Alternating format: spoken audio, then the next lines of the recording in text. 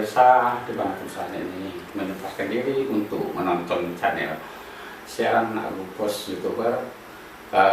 Pertama-tama marilah kita mengucapkan puji syukur pada Allah SWT karena atas izinnya kita semua bisa berkomunikasi dalam keadaan sehat walafiat. Dan saat ini kami kedatangan tamu dari BNN Ogan Ilir yang sengaja kami undang sebenarnya beliau ini, Pak Irfan. Pak Irfan, selamat pagi. Selamat pagi, Pak Terbudi. Ya, terima kasih Pak Irfan sudah bisa memenuhi undangan kami. Ya. Sekadar untuk berbincang tentang BNN sekarang dan ya akan datang. Ya. Pak Irfan, BNN ini sebenarnya tugas pokoknya itu apa? Apakah cuma sosialisasi atau juga misalnya bisa mengamankan para pelaku dan pengedar? Silakan Pak. Baik, terima kasih Pak Terbudi atas pertanyaannya. Jadi apa itu tugas BNN? Kalau kita mengacu pada visi dan misi Badan Narkotika Nasional sendiri, bahwa BNN Kabupaten Ogan Ilir ini mempunyai visi untuk menciptakan masyarakat Ogan Ilir yang sehat, bebas dari penyalahgunaan narkotika. Sedangkan ruang lingkup tugasnya adalah berupa pencegahan dan pemberantasan peredaran dan penyalahgunaan narkotika. Terus upaya-upaya apa yang kita laksanakan? Memang sekarang yang banyak ditemui oleh masyarakat adalah berupa sosialisasi, kegiatan-kegiatan pembentukan relawan, kegiatan lain-lain. Memang itu tidak lepas dari fungsi kita di dalam upaya pencegahan peredaran dan pemberantasan gelap narkotika. Dengan mengedukasi masyarakat, sehingga masyarakat mempunyai pemahaman akan dampak narkotika dari berbagai aspek. Baik itu kesehatan, aspek hukum, psikologi, dan lain-lain. Pencegahan artinya bukan cuma sosialisasi kan? Betul Pak. Bisa juga menangkap misalnya. Betul. Ya, bahasa kasarnya. Betul. Dan itu salah satu tugasnya. Di samping itu juga pencegahan, ada juga di bidang pemberantasan dan rehabilitasi. Kalau pemberantasan ini lebih dikedepankan fungsi yang sifatnya represif, penindakan, penegakan hukum, dan lain-lain terhadap pelaku kejahatan narkotika dalam hal ini seperti bandar dan jaringan-jaringannya.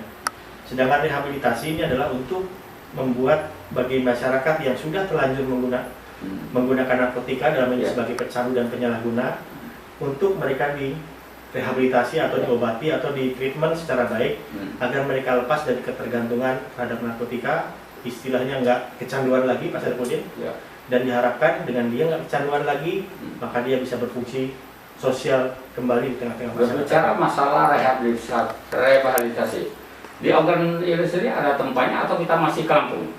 Untuk rehabilitasi ini ada dua macam. Ada yang sifatnya rehabilitasi rawat inap, ada yang rehabilitasi rawat jalan.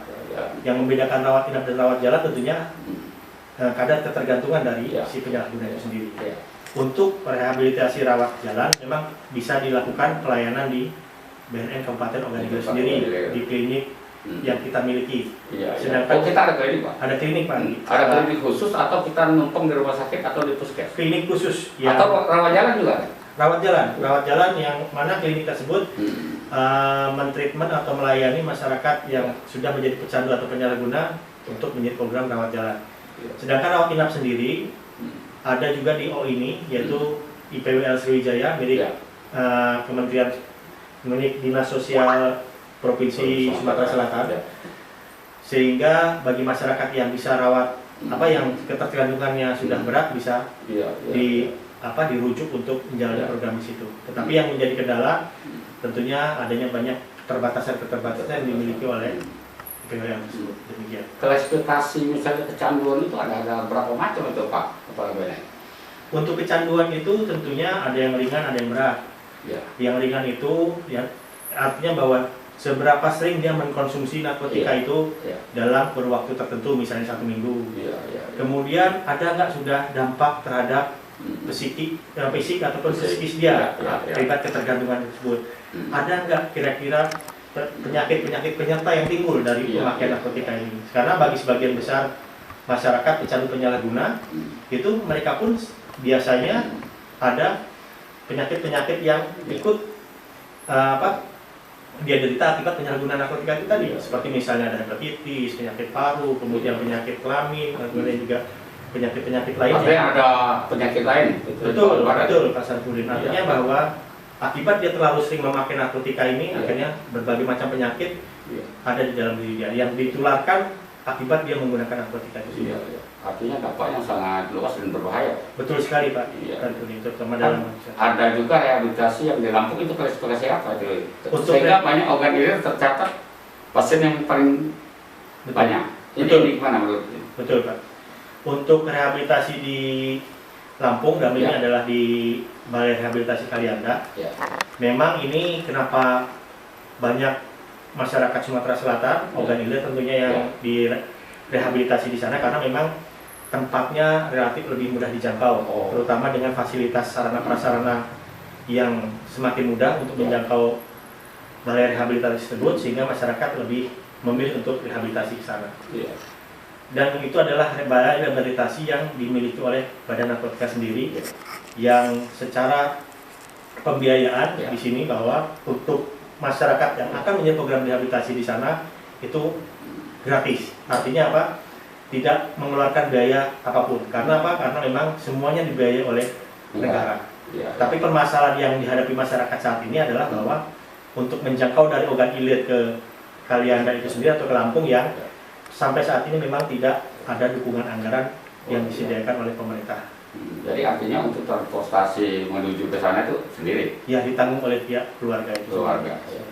Kebetulan memang banyak yang keluarga yang mengharapkan kesembuhannya. Betul Pak Serbu. Ya. Memang dengan seringnya kita melakukan sosialisasi, seringnya kita melakukan edukasi kepada masyarakat, banyak masyarakat kita yang sudah mulai terbuka pola berpikirnya. Sudah bukan, kalau dulu memang pecandu ini bagi keluarga dianggap aib, tetapi saat ini mungkin sudah berubah mindset tersebut, bahwa orang yang pecandu ini merupakan orang yang sakit yang harus kita berikan perhatian khusus, kita harus berikan pendampingan. Artinya tingkat kesadaran sudah lumayan, Pak. Betul Pak. Iya. Pak Irfan, kalau saya tidak salah dengar waktu kita kemarin ada workshop, betul, itu salah satu mentor mengatakan bahwa narkoba ini tidak bisa disembuhkan.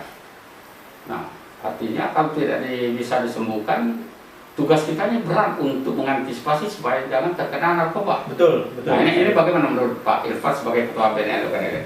Memang kalau di pecandu narkotika ini kita bawa tidak membuat mereka sembuh Pak, Iya. tapi membuat mereka pulih.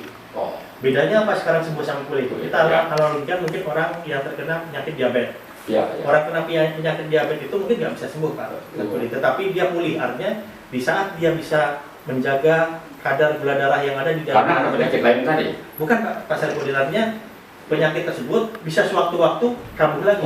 Pecandu itu seperti itu Pak. Iya. Di saat dia menemukan faktor pemicu yang menyebabkan dia memakai kembali, kemungkinan dia akan jatuh atau istilah kita relapse terhadap penyalahgunaan narkotika itu kembali. Iya. Oleh karena itu kewajiban kita semua tentunya untuk menjaga mereka yang sudah menjalani program rehabilitasi, untuk agar dia tetap menjaga keterpulihan dia tadi. Jangan sampai dia bertemu lagi mungkin dengan faktor-faktor pemicunya. Contoh misalnya lingkungan teman-teman yang dulu menyebabkan dia terjerumus di dalam penyalahgunaan narkotika atau faktor-faktor lain. Demikian. Pak Irfan, saya lihat BNN Organ Ilir ini sangat gencar untuk memberantas, mencegah segala macam, sehingga melibatkan beberapa elemen masyarakat. Seperti kemarin ada 15 elemen saya lihat yang ikut workshop. Nah, ini harapan kita terhadap itu, dan sekarang dampak dari sosialisasi yang selama ini ada nggak perubahan, menurun angkanya pemakai atau misal pengedarnya, ada nggak? Baik, untuk maksud kita merangkul seluruh elemen masyarakat itu tentunya adalah kita memahami Pak Saripudin bahwa BNN mempunyai banyak keterbatasan. Tanpa peran serta masyarakat, tentunya kita tidak bisa bekerja secara maksimal. Kegiatan yang kita laksanakan adalah dengan mengajak seluruh elemen masyarakat, menggugah mereka untuk ikut bersama-sama memerangi narkotika di lingkungan kita masing-masing. Di lingkungan, misalnya di lingkungan tokoh-tokoh agama, tokoh-tokoh masyarakat, tokoh-tokoh pemuda, dan lain-lain. Dan ini tentunya pasti akan berdampak terhadap angka penurunan narkotika itu sendiri.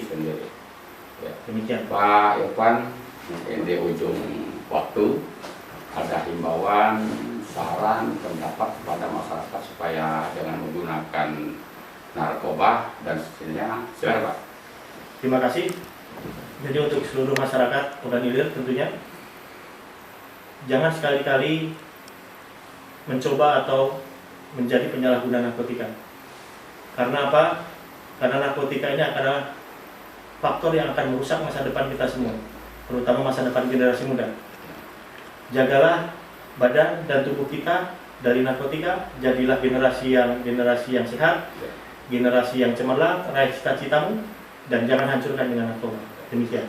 Terima kasih Pak Irfan, Kepala BNN Ogan Ilir. Terima kasih sudah memberikan cukup banyak bekal kepada pemirsa pengetahuan tentang narkoba. Insya Allah kita pada lain waktu akan bertemu lagi Pak Irfan. Terima kasih Pak Irfan atas undangannya. Ya, saudara besar, demikian perbincangan kami dengan Kepala BNN Ogan Ilir Pak Irfan, dan lebih kurang kami mohon maaf. Kepada Allah saya mohon ampun, sehingga kita berharap ini bermanfaat. Wassalamualaikum warahmatullahi wabarakatuh. Waalaikumsalam warahmatullahi wabarakatuh.